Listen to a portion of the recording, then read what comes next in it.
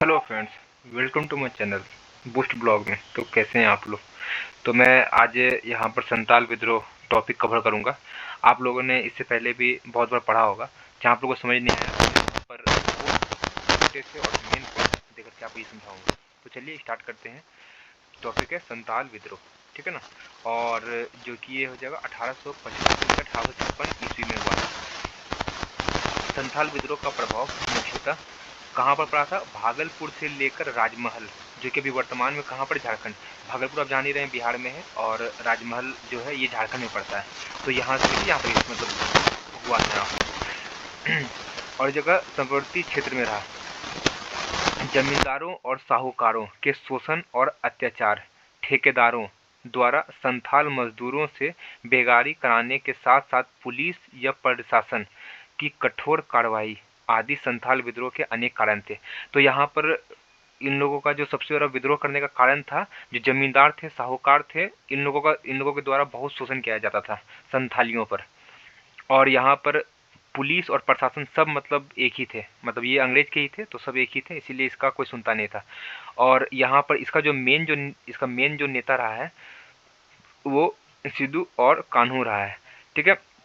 संथाल विद्रोह के नेतृत्व हालांकि चार भाइयों ने, मैंने यहाँ बोला मेन जो नेता था ये सिद्धू और कान्हू रहा है, ठीक है। और लेकिन यहाँ पर चार भाई थे, सिद्धू, कान्हू, भैरव और चांद ने किया था। मतलब इसका संथाल विद्रोह का ये चारों नेतृत्व किए थे। किंतु इनमें से सिंधु और कान्हू ने अधिक सक्रिय योगदान किया, ठीक है। इन चारों भाइयों में यही दोनों सिद्धू और कान्हू द्वारा सबसे ज़्यादा योगदान था। यह विद्रोह, यह संघर्ष बोल सकते हैं, लगभग 1 साल तक जारी रहा। मैंने पहले बताया था ये 1855 से 1856 चला है, जिसमें अंग्रेजों की आधुनिक सतत से लेस सेना के साथ संघर्ष करते हुए अनेक संथाल सेना शहीद हो गए। मतलब यहाँ पर अंग्रेज जो थे वो लोग हमेशा हथियार के साथ चलते थे, हथियार से वो लोग लेस थे। और यहाँ पर संथालियों के पास कुछ नहीं था, संथालियों के पास सिर्फ भाला के अलावा इन लोगों के पास कुछ नहीं था। और यहाँ पर मतलब उन लोगों के मारने के कारण यहाँ पर बहुत सारे संथाली जो हैं बहुत शहीद हो गए।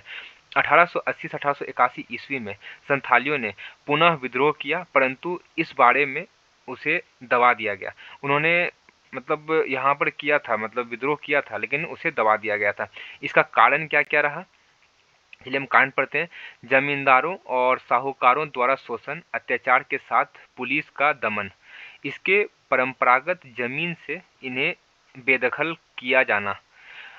प्रारंभ में आधुनिक छोटा नागपुर के आसपास बसे थे, लेकिन 1793 ईस्वी की भूमिका ये 93 की भूमि की अस्थायी बंदोबस्त से ये राजमहल की पहाड़ियों में चले गए। लेकिन वहाँ भी जमींदारों ने अपना दावा किया। ये लोग पहले थे, ये लोग जो संथाली थे पहले छोटा नागपुर पठार के आसपास थे, जो कि 1793 के आसपास थे। लेकिन वहाँ पर भी इन लोगों के साथ मतलब ज़मीन में बहुत जो कि बड़े वर्ग के आ जाते थे, तो वहाँ भी बहुत कोई परेशानी किया, बहुत कोई परेशान किया।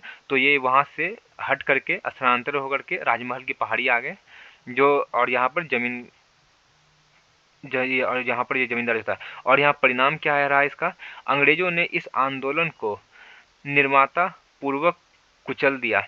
अंग्रेज जो है इसका जो जो भी मतलब आंदोलन था उसको कुचल दिया। कैप्टन फगान के नेतृत्व में पैलापुर के मुठभेड़ में कान्हू मारा गया और सिद्धू पकड़ा गया।